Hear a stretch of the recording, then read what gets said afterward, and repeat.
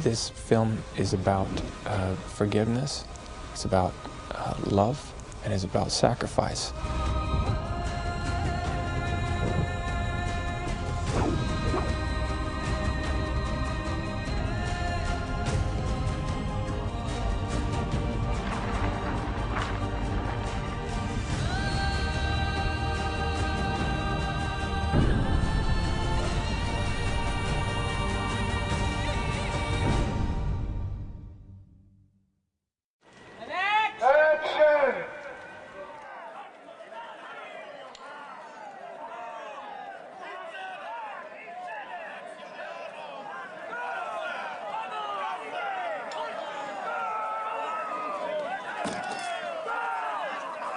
I can remember talking to Mel when we first started Icon, and we were talking about material, and Mel was talking about the Bible. So that's got to be over 15 years ago when he first mentioned the Bible as a source of material for film. You know, around about when we were soldiers, I remember we were on the set, and we'd be doing these big, huge battle sequences, and the Viet Cong would be running down from the hills, and Randy Wallace would yell, "Cut, cut!" And Mel would march off the set and stand over and look back at what he'd just done, and then turn to me and say, "We have to do the Passion." Stand by! Action! One has not had to go on a creative curve of getting around the idea of Jim Caviezel playing Jesus. He was always going to be the guy, and can't think of anybody else that could have done it. I grew up with these Gospels, so it was very personal to me, and I wanted to do it right. I wanted to be the best Christ that there's ever been, or at least I had to make that effort and try to do that.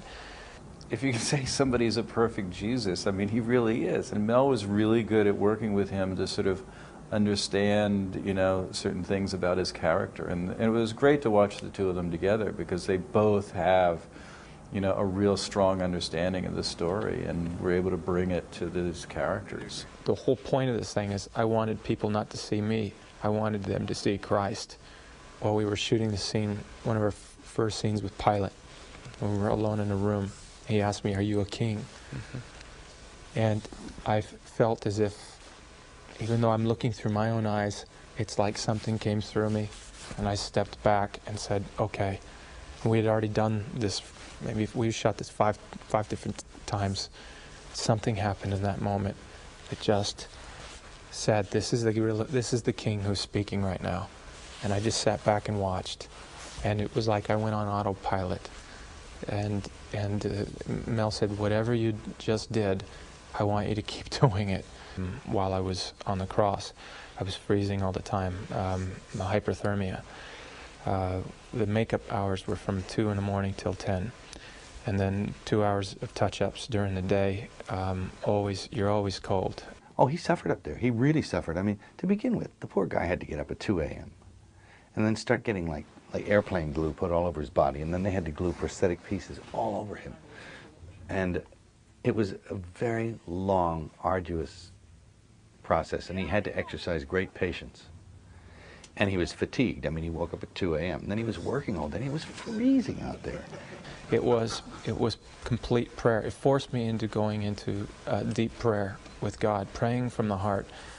And if I would not have been able to do it without that.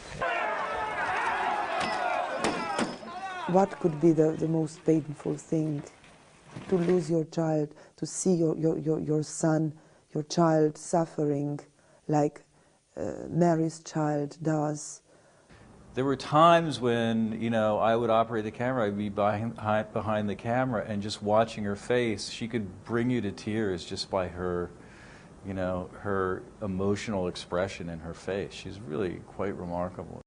I liked the idea to play Mary Magdalene because for me she's so human. And I mean, I like to think that she was a sinner, and when Jesus saves her, it's like if he makes her aware of her own worth as a human being. And for the first time, a man look at her in a different way. There's some real depth in her. She doesn't have a lot of lines. She doesn't have to say a word. You just get her. and you get her instantly like that, and she just lights lights up the whole frame. She's just perfect. To work with Mel Gibson is a great experience because Mel is not just a great actor, he's also a great director, and he proved already that. And it doesn't happen very often to be both, you know. And he knows what he wants. He's great because he knows exactly what he wants, which is always great in a director.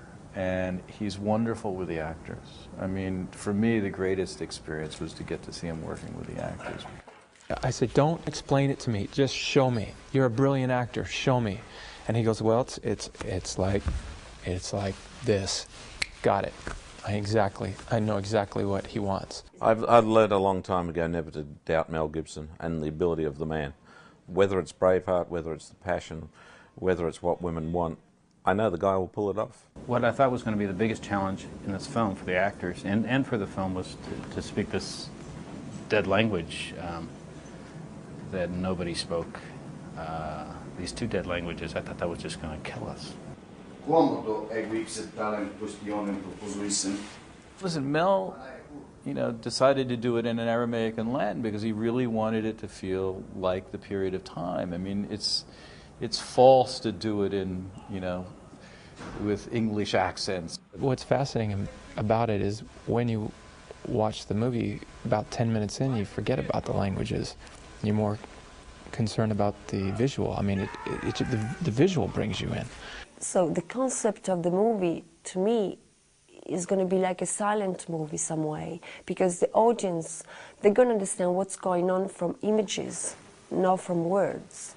Obviously, there's a certain captive audience with, you know, Christians who know the story and are really interested in seeing it from a religious point of view. But for me, I mean, I think it has a really great impact as a dramatic story, having nothing to do with the fact that this story is the reason for the existence of a certain religion. But the fact is that it's a great dramatic story because it does, you know, and it's also a story that's unexpected from the point of view that it's, you know, it is unlike any other story. This film shows the reality of sin, shows what he went through for us, how much he loves us. And this movie is not going to be so easy to watch because I think when you come out from this movie, you're going to think about it. I don't know if this will ever happen again, to make a film like this, just because of what this content is. This film, I believe, is going to bring Christians and non-believers to a closer relationship with God. Listen, we would go to dailies and there would be, you know, times in dailies where scenes would just take your breath away. But I don't think we really appreciated the sort of cumulative effect of the things that we were doing until the film was finally really put together, because it was really like somebody building a mosaic where, you know, you put one little square block of stone of a certain color next to another stone, and then finally you get it all done and you stand back and you look and, you know, it's this mosaic at Pompeii or something that all started out with just a lot of little squares. You know, I think the movie that we ended up with is probably much grander, much better than we set out to make. And I think that's due to the enthusiasm by the collection of filmmakers that came to the project.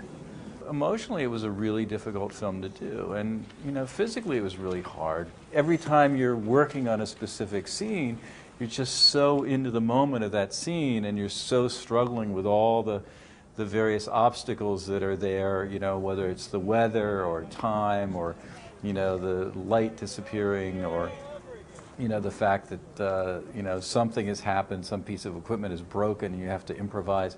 I mean, there are always these things that you have to deal with that you're focusing on just getting what you feel you have to, you know, to get that scene done. There isn't anybody that didn't give their whole heart and soul to this film. Everybody that worked on the film has a piece of this movie in their hearts, and always will. It's affected everybody individually in their own spiritual life. It's had a an interesting effect on all of us. I guess faith was something that wasn't really discussed around the office prior to the Passion. Now it's part of everyday conversation. Now this movie has had an effect on everybody involved, and myself and my family included. My family is very much a part of this movie. You don't deal with Jesus 24/7 for a year and not be affected. For example, with Judas, especially with Judas and with John, we talk about this movie, we talk about the faith when we on the set, obviously, but also in our life, and something going on. There are many cast members and people that have really been deeply moved. Some have accepted the Lord since we've been here. This movie and this character are changing my life, and maybe my faith is more strong. You know, we've had folk here that have come to see the movie who have been hardened lawyers or agents or and people that have walked out and said, I'm going home to read the Gospels. I want to know more about the story. An atheist saying, I need to buy a Bible. People that have lapsed in their faith being inspired to return to their faith. He showed us how much he loved all of us. Every time I was on that cross, I got to feel more and more how much my Lord loved me, and I got to share in this. And this film is only going to inspire people to want to go into those Gospels and read about what it really was like. And that's all we made here, to show his sacrifice of all sin for all time. How is this movie going to affect the world? You know, if I didn't witness people watching this film and see how it affects them, I would say that, you know, probably won't do a whole lot. But you go to these screenings and people are just like, they're different. They're just ripped apart, some of them. Some of them are just inspired. This film is here to reach all, not just Christians, Muslims, Jews, atheists, everybody in the whole world. Jesus Christ died for all men. All men, that means every country, every nation. You can think of every color and every race. If people don't come and see it, then, you know, forget about it. Films that get made are the ones that make money. And if this film goes off the charts, you're going to see a whole, plethora of films based in the Bible. You're going to see great films that have some sort of redeeming value. But again, if you want those kind of films, you have to support them. If you don't get behind them, they will not get made.